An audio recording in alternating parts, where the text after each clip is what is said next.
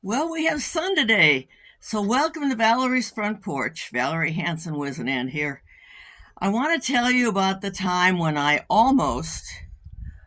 did poison him. I just didn't kill him. It was iffy there for a while, but it worked out okay. Um, I always meant well.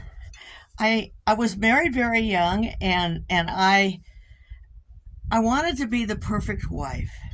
So when he got home from work, dinner was always on the table, everything was ready, and I was doing the very best I could. And one night he was late.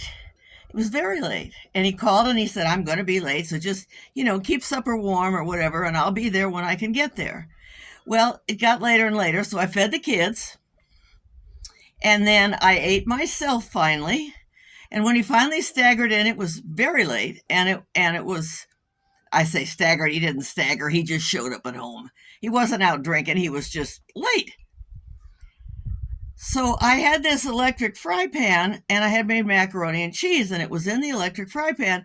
And the nice thing about that was I could turn it down to warm and keep it warm for him so he could have it when he got home. He loved it, he ate it, he ate a lot of it. There's a little bit left over. I put it in the refrigerator and everything was fine. The next day, it was time to feed the kids lunch. And I thought, I could give them that macaroni and cheese, but I didn't get much last night. I really would like some myself. So I kept it for myself.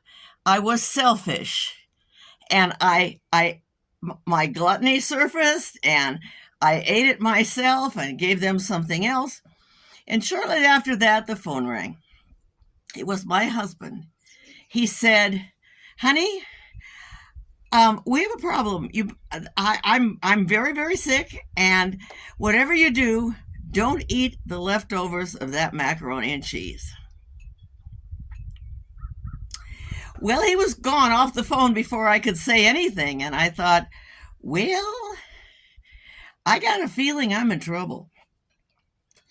And as I got to thinking about it, I thought, thank the Lord I did not give that to my poor, unsuspecting children. I didn't. I ate it all myself, and I suffered all myself. And we decided later at talking it over that keeping it at a warm temperature rather than cooking or off was what had done it. So not too long after that, we invested in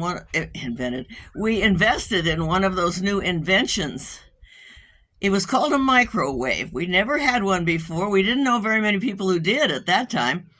There was a big box with a little hole in the middle, and you put your coffee in there, and you heated it up, and coffee got warm. And we decided maybe you could use it for leftovers too, so we bought one. And I'll bet you the microwave has saved a lot of marriages and a lot of innocent suffering of the innocents. But in this case, I did my own suffering for my own sins. I was selfish. I didn't share. Thank goodness. So that's my story. And if you have an electric fry pan, don't use the warming feature. No, no, no, no, no, no.